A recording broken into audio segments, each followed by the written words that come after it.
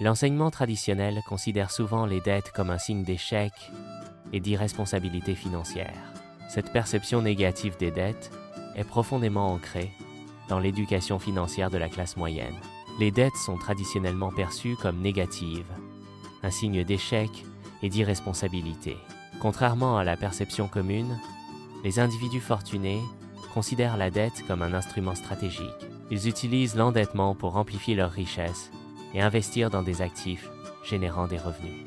L'utilisation stratégique de la dette permet d'acquérir des actifs qui augmentent la valeur nette globale. La classe moyenne lutte contre l'accumulation des dettes, créant une pression financière constante. Les riches utilisent stratégiquement la dette comme un levier financier, transformant les obligations en opportunités. Cette disparité financière permet aux riches de naviguer avec aisance, tandis que la classe moyenne se débat sous le poids des dettes. La classe moyenne s'endette fréquemment pour financer des dépenses essentielles, créant une spirale de survie financière. Les individus fortunés utilisent l'endettement stratégique pour investir dans des actifs générant des revenus, saisissant des opportunités rentables. L'endettement, lorsqu'il est utilisé comme outil d'investissement, peut conduire à une accumulation de richesses et à une indépendance financière. La classe moyenne supporte des charges d'intérêt sur ses dettes, réduisant ainsi son flux monétaire disponible. Les individus fortunés perçoivent des revenus d'intérêt sur leurs investissements, augmentant leur flux monétaire. L'investissement financé par la dette permet aux riches d'accumuler des actifs générant des intérêts, créant un cycle de richesse. La classe moyenne utilise principalement les cartes de crédit pour les dépenses courantes. Les individus fortunés ont tendance à utiliser les fonds bancaires pour l'acquisition d'actifs. L'argent des banques est souvent utilisé par les riches pour acquérir des actifs tels que des immeubles. Le système financier est structuré de telle sorte que la classe moyenne redoute l'endettement.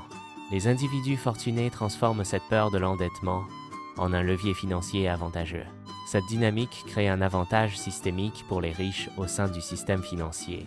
Un individu de la classe moyenne exprime de l'appréhension lors d'une demande de prêt. Un investisseur aisé négocie les conditions d'un prêt avec assurance. Le contraste entre les deux parties souligne les dynamiques de pouvoir dans les transactions financières. L'objectif n'est pas d'éviter toutes les dettes, mais de différencier les dettes bénéfiques des dettes nuisibles. Les dettes bénéfiques génèrent des revenus et contribuent à l'augmentation de la valeur nette. Les dettes nuisibles entraînent des dépenses et diminuent la valeur nette. Les dettes improductives piègent les individus dans un cycle financier négatif. Ces dettes contribuent à l'appauvrissement progressif des personnes concernées. L'accumulation de mauvaises dettes conduit à une instabilité financière croissante. La classe moyenne est aux prises avec le remboursement de ses dettes. Les riches utilisent l'argent de la classe moyenne pour accroître leur richesse. Ce flux monétaire exacerbe les inégalités économiques. La classe moyenne éprouve souvent un sentiment de culpabilité face à ses dettes. Les personnes aisées considèrent les dettes comme un outil stratégique pour accroître leur richesse. Cette différence de perception influence considérablement les décisions financières et les résultats à long terme. La classe moyenne est souvent conditionnée à craindre l'endettement. Les individus fortunés apprennent à exploiter l'endettement comme un outil stratégique. L'éducation financière distingue fondamentalement l'approche de la dette entre ces deux groupes. La prise de conscience de cette dynamique est la première étape vers la liberté financière. Identifier les mécanismes de la prison financière est essentiel pour s'en libérer. La compréhension des flux financiers personnels est cruciale pour échapper à cette contrainte. La simple compréhension ne suffit pas. L'action est essentielle pour concrétiser les opportunités. La saisie des opportunités d'investissement nécessite une action proactive et déterminée. L'investissement fructueux repose sur la capacité à transformer la connaissance en action. L'abonnement à des ressources éducatives permet d'acquérir des stratégies financières avancées. Ces stratégies financières sont conçues pour aider les individus à accroître leur richesse et à atteindre leurs objectifs financiers. L'accès à des ressources éducatives de qualité est essentiel pour maîtriser les principes financiers des riches. Le partage d'informations est essentiel pour aider ceux qui luttent contre l'endettement. La diffusion de connaissances permet aux individus de mieux comprendre et gérer leurs dettes. L'accès à des informations pertinentes favorise l'autonomie et la prise de décisions éclairées. Préparation à explorer les mécanismes par lesquels les individus fortunés accroissent leur richesse malgré l'endettement. L'analyse dévoilera Comment l'utilisation stratégique de l'endettement peut servir de levier pour amplifier les gains financiers. Cette étude mettra en lumière les pratiques financières sophistiquées employées par les riches pour optimiser leurs actifs. Les individus fortunés peuvent accumuler des dettes considérables. Ces dettes sont stratégiquement utilisées pour accroître leur richesse. L'endettement devient un outil de croissance financière pour les riches. Les individus fortunés utilisent l'endettement comme levier pour investir dans des actifs générant des revenus passifs. L'immobilier locatif représente un exemple concret d'actifs productifs financés par l'emprunt. Les entreprises constituent une autre catégorie d'actifs dans laquelle l'investissement par l'endettement est courant.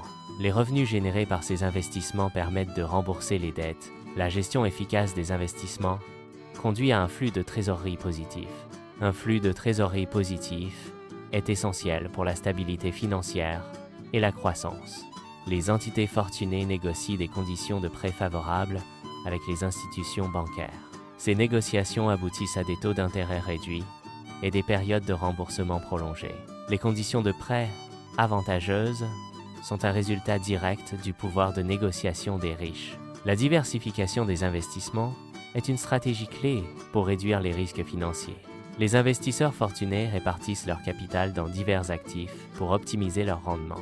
Une allocation judicieuse des ressources permet de minimiser les pertes potentielles tout en maximisant les gains. Les individus fortunés adoptent une planification financière à long terme, intégrant les impôts, les frais et les opportunités d'investissement. La planification inclut une évaluation minutieuse des implications fiscales afin d'optimiser les rendements nets. Les stratégies d'investissement sont sélectionnées en tenant compte des frais et des potentiels de croissance à long terme. L'indépendance financière peut être atteinte en comprenant et en utilisant stratégiquement les dettes. Une utilisation stratégique de la dette permet d'accroître son patrimoine et d'investir dans des actifs générateurs de revenus. La gestion avisée de la dette est un levier puissant pour atteindre ses objectifs financiers à long terme.